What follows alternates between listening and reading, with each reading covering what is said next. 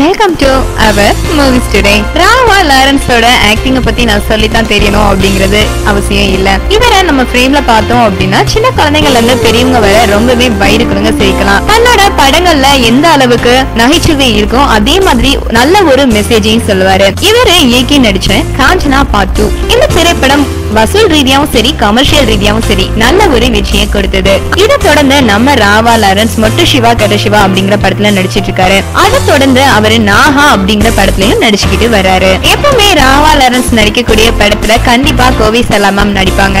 இவங்க ரெண்டு பேருக்கும் இடையேயான கெமிஸ்ட்ரி ரொம்பவே சக்சஸ்ஃபுல்லா அமைஞ்சிருக்கு.